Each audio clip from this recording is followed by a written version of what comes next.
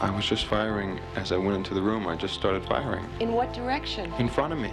What was in front of you? My parents.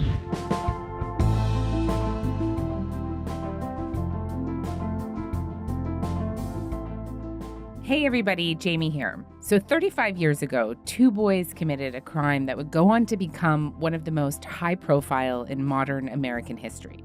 The Menendez brothers, Lyle and Erik, aged 21 and 18 at the time, were accused and then convicted of killing their parents in a bid to claim their $14 million inheritance.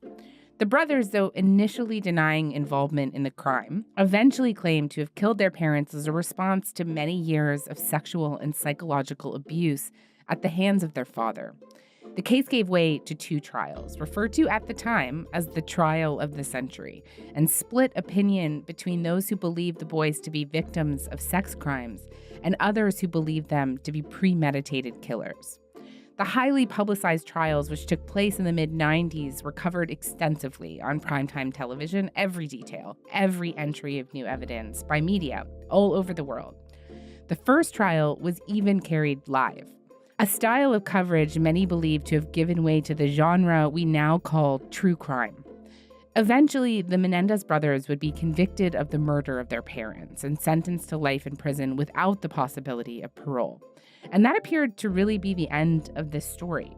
That is, until a pair of documentaries and a Netflix miniseries dedicated to their story were released in the last 2 years, catapulting the brothers back into mainstream consciousness. Erik and I killed our parents together, so I'd say that makes us pretty close. This was followed by new evidence and the possibility of a resentencing, which could stand to see Lyle and Erik Menendez walk as free men after more than 3 decades in prison. Robert Rand is one of the only working reporters who has covered the Menendez family story from the very beginning. He's also the author of The Menendez Murders, which he has recently updated, and he joins the show to talk about all of this today.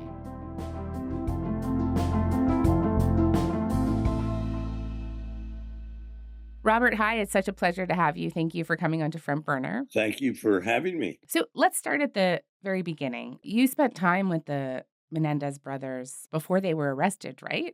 And just what if anything stuck out to you about them? What was that like for you, that meeting? In the fall of '89, I was assigned not to write a story about the murder investigation. The Beverly Hills Police weren't saying very much, obviously. But I was assigned to write a biography about Jose Menendez. Jose Menendez is chairman of the board, president, and chief executive officer of Live Entertainment, joining us here in Los Angeles. And I should point out, this is the company, folks, that brings you the Teenage Mutant Ninja Turtles video. Here is a Cuban immigrant coming to this country as a teenager with very little driving through industry after industry. My father was the head of Hertz.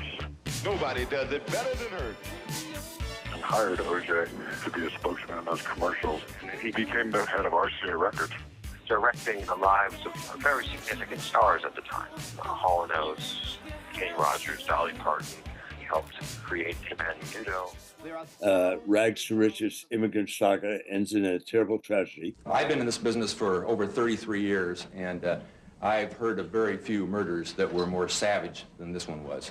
No signs of a break-in or a burglary, only the bodies of entertainment executive Jose Menendez and his wife Kitty in the family TV room, torn by shotgun blast that one of the neighbor kids heard. And as part of that reporting, I came out to LA for a couple weeks and spent 3 days with Erik and Lyle Menendez 2 months after they killed their parents and 5 months before they were arrested. They weren't suspects publicly. I had no reason to be suspicious of them, and they told me very loving, very caring, emotional stories about how much they missed their parents. When did it start to become clear that it was Lyle and Erik who were responsible for the murders? Well, I had been doing a deep dive into the home video business, and all of my sources, which were considerable, told me that they didn't believe that this had anything to do with home video. People told me a lot of people do many things to get even in Hollywood, but they usually don't kill each other.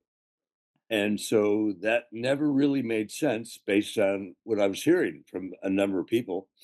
And then as the investigation was going on in the 7 months of the fall of '89, I realized that Erik and Lyle Menendez had become the primary suspects.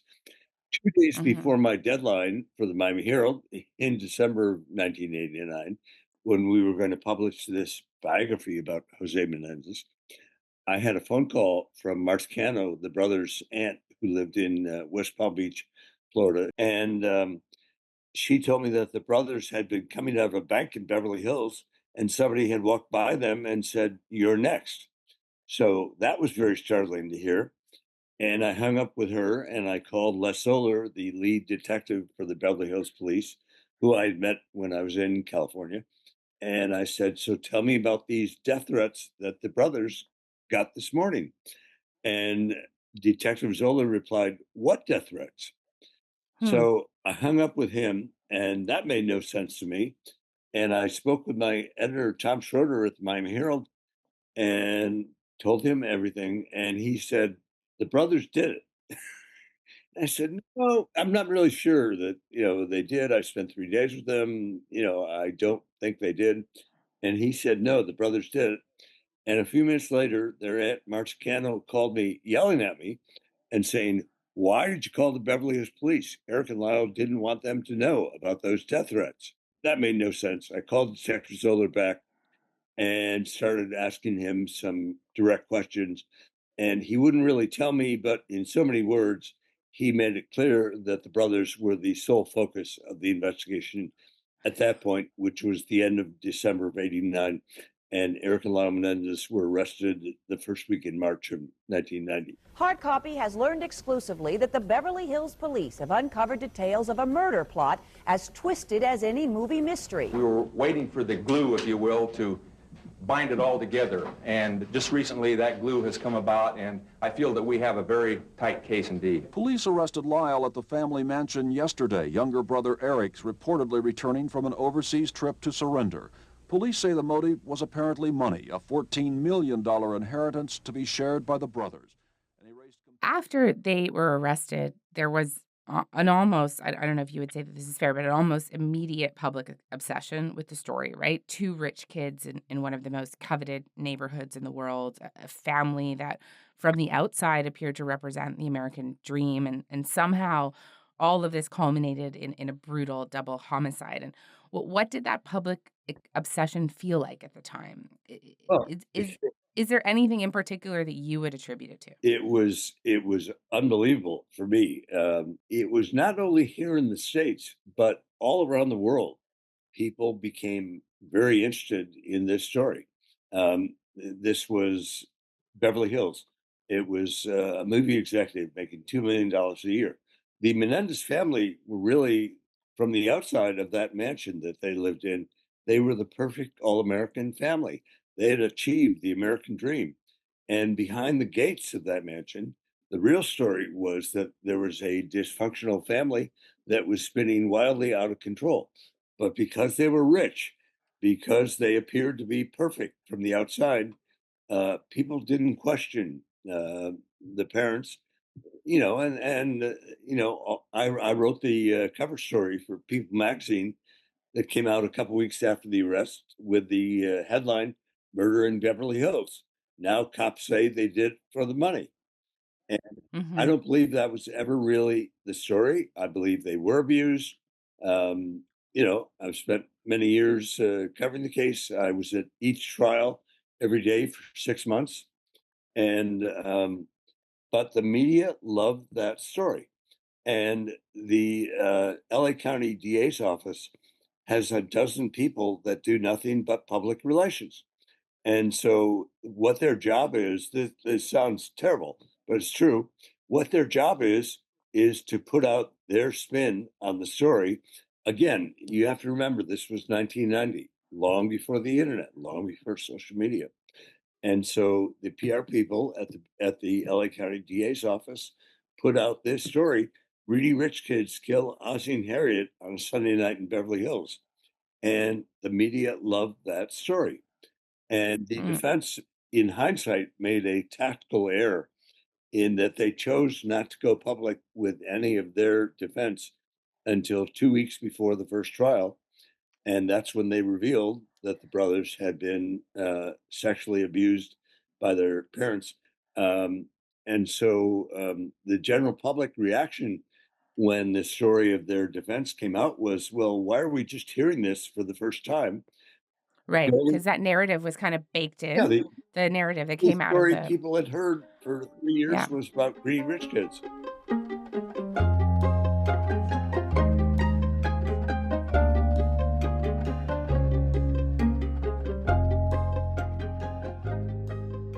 In the first trial, for people who might not be familiar, my understanding is each of the brothers were tried separately.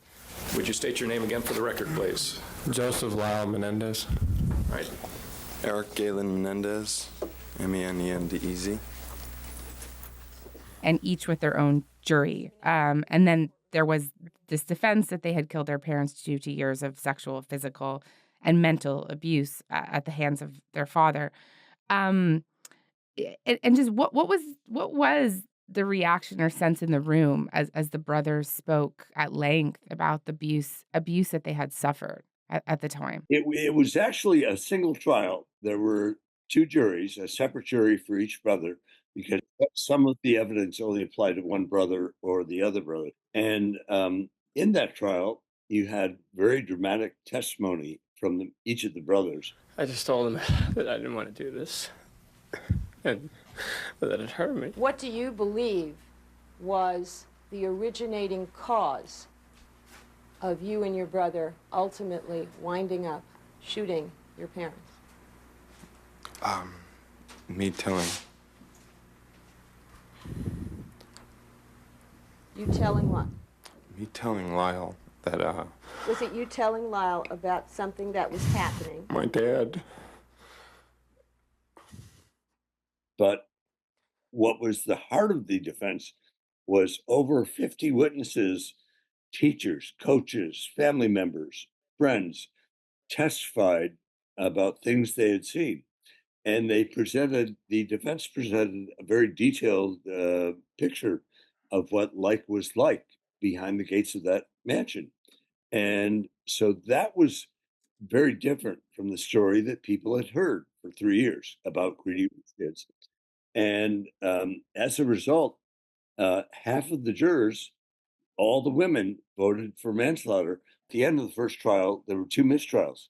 Neither jury could reach a unanimous verdict.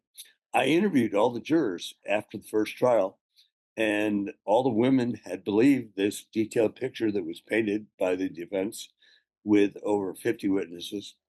All of the men told me, well, a father would never do that to his sons. And Wow. that was the attitude in 1993. It was years before the Me Too movement, years before the Men Too movement. And I interviewed every male juror, and every single one told me in some form a father would never do that to his sons. And actually, Leslie Abramson, the famous attorney with the blonde curly hair, who represented Erik Menendez, said in her closing argument, would you feel any differently about what happened to my client if my client's name was Erica Menendez? And the reality is that's the way society was in 1993.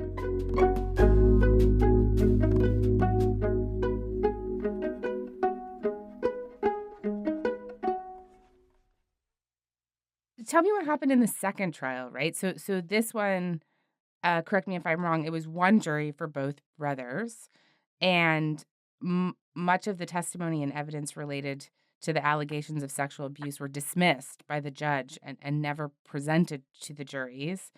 The defense was able to formulate an argument which portrayed the brothers as premeditated killers, and eventually they were convicted of first-degree murder. And just, were you shocked when a guilty verdict was read out loud? No, I wasn't shocked at all, because the jury in the second trial heard a completely different set of evidence than the 2 juries in the first trial.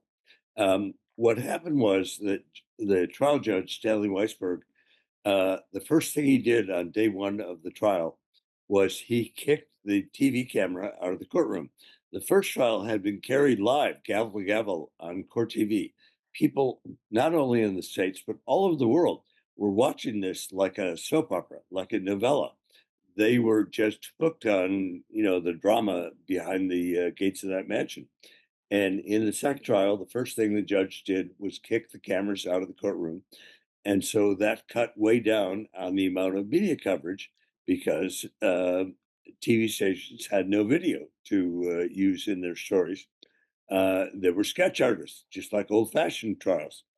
And then the judge proceeded to reverse almost all of his evidence rulings, and he did not allow the defense to put on most of their witnesses from the first trial.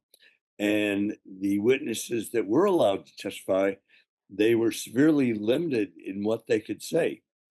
And so this trial was taking place in the backdrop of a political scene in Los Angeles with the LA County DA's office.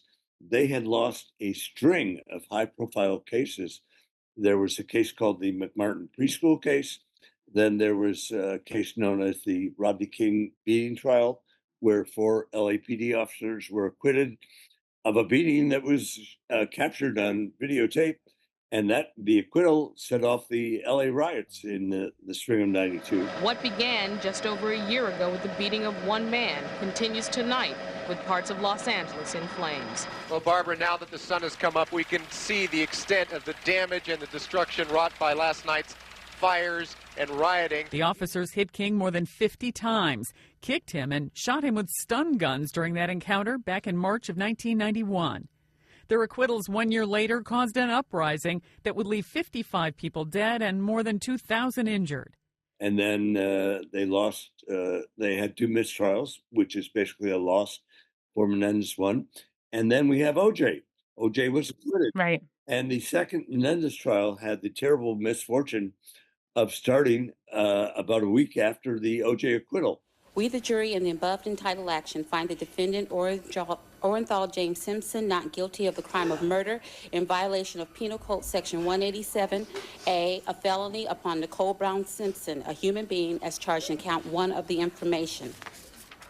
And so, again, there was this political backdrop to everything that was going on, in which the DA's office was determined that they were going to convict the brothers in the second trial.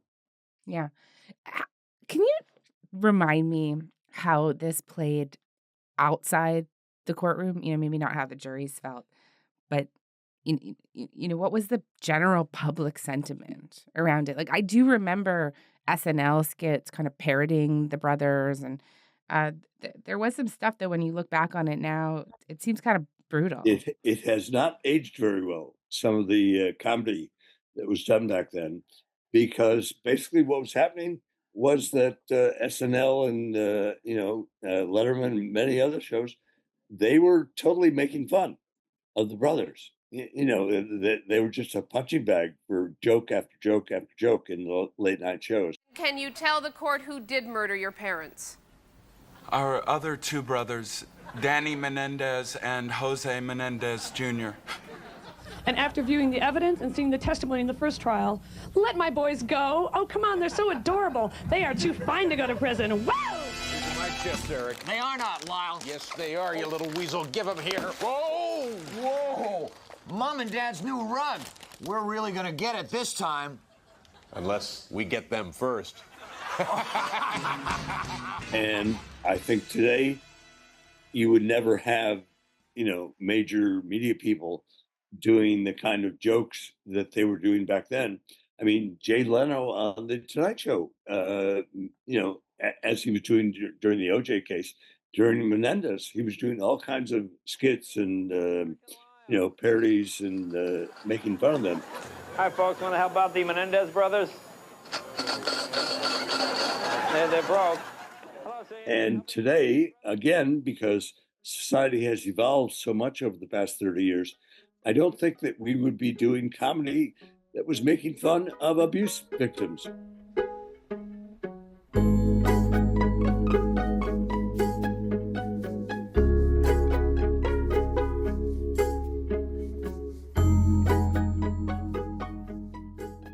In the 3 decades between their conviction and today, hundreds of books and documentaries have been published on the story of the Menendez family, conspiracies as well. But things had gone relatively quiet. That is until uh, a documentary that you made, right? And then also a new Netflix series called Monsters and an accompanying series of documentaries on the Menendez brothers' story. And this also led to the entry of new evidence in the story, which I know you've had quite a part in. And so can you talk to me about how television and entertainment have been such a powerful force in helping to bring the story back into the limelight and what this new evidence is and what the implications of that could be? Sure. The new evidence all started with our documentary that came out on Peacock in May of 23.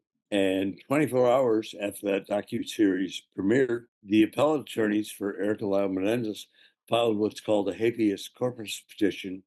And they said, we have new evidence that was not available at the time the brothers were on trial. And so we would like to vacate their 1996 convictions.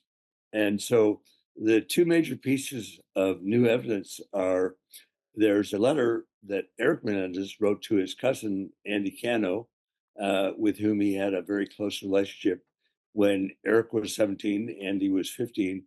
And in the letter, it's a 5-page letter, written between a couple teenage boys. And so most of the letter is just kind of routine stuff like, oh, I hear you have a new girlfriend, or, how's your soccer or your tennis going?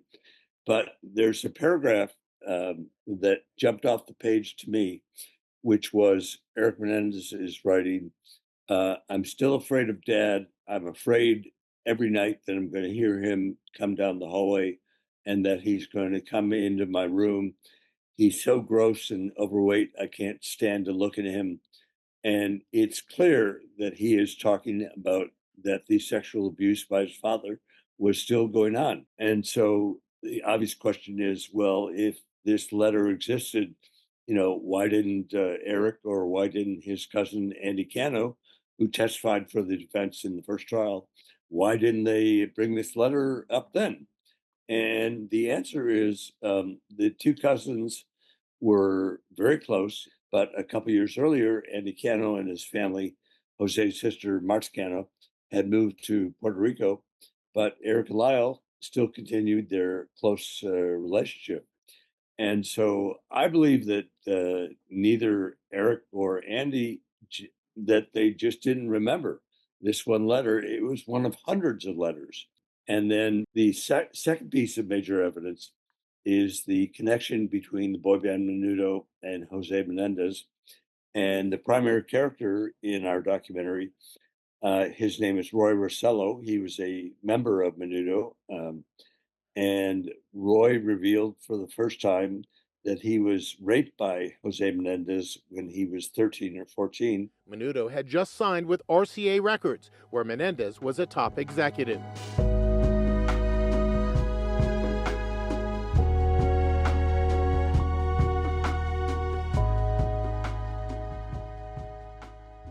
Obviously, that new information changed the dynamics of the case, as you said. And I know earlier this week you found yourself in a California courtroom, right? In what people hoped may be the day or close to the day that the brothers were released. And just tell me where that case stands today. Well, a few days ago was the first hearing. It was the first time that Erik and Lyle Menendez have been in court, had their case in court since their last federal appeal hearing in front of the Ninth Circuit in Pasadena in 2005. And the Menendez brothers had exhausted all of their state and federal appeals. And so the only way that you can try to reopen your case is if you have new evidence. And now there is new evidence. And so what the appellate lawyers are saying, there's new evidence that could have made a difference of the outcome from the original trials. And so we want to reopen the case. Now, normally the goal of a habeas petition is to try to get a new trial. I don't believe that a new trial will ever take place. It's 30 years later.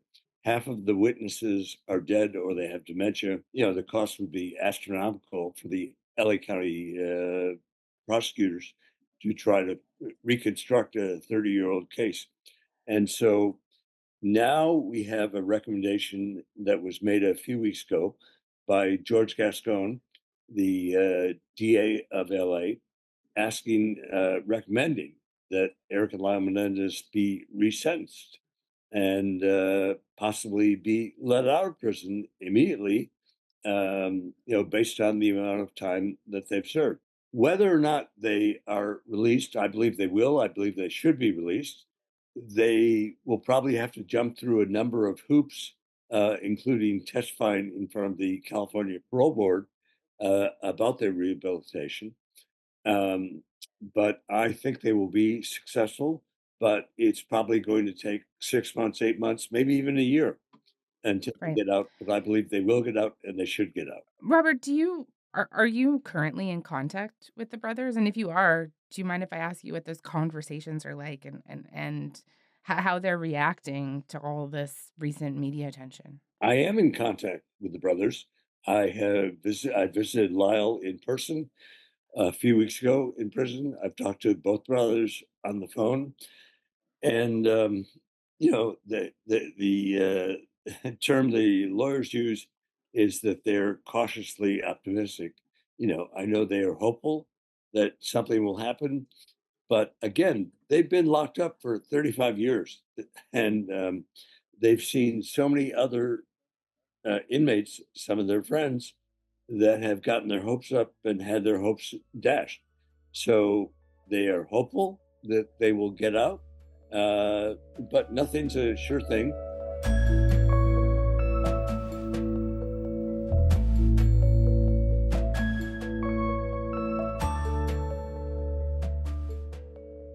Robert, before we go today, when I think about the legacy of the Menendez brothers' story, of course, we think about their family who had to grieve in many different directions here. But I'm also just made to think of how courtroom journalism became this huge cottage industry, about how today true crime is one of the most kind of dominant forms of storytelling in pop culture. And in some ways, all roads lead back to Lyle and Erik Menendez, right? Like the home where the murders were committed has even become something of a tourist destination. And what do you think it is about these stories of murder, of brute violence, of, unconscionable brutality that people find resonant? Like, why do you think people feel so taken by these stories? Why is there such an audience for this across society?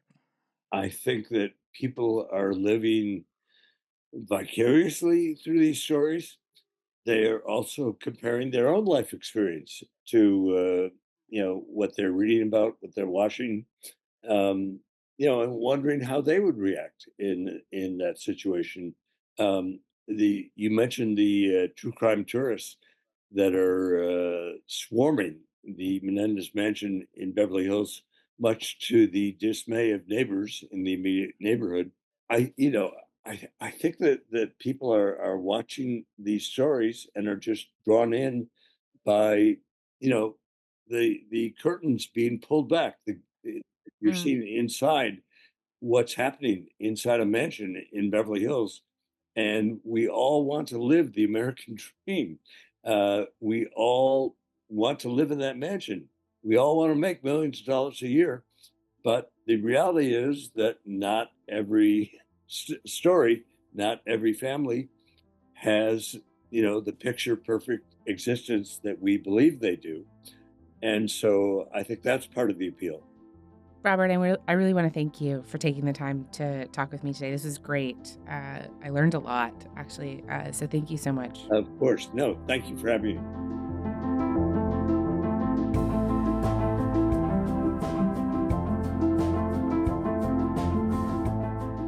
All right, that is all for this week. Front Burner was produced this week by Joytha Shen Gupta, Matthew Amha, Matt Muse, Ali Janes, Mackenzie Cameron, and Kieran Outshorn.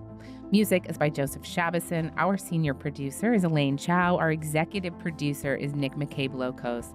I'm Jamie Poisson. Thanks so much for listening. Have a great weekend. Talk to you next week.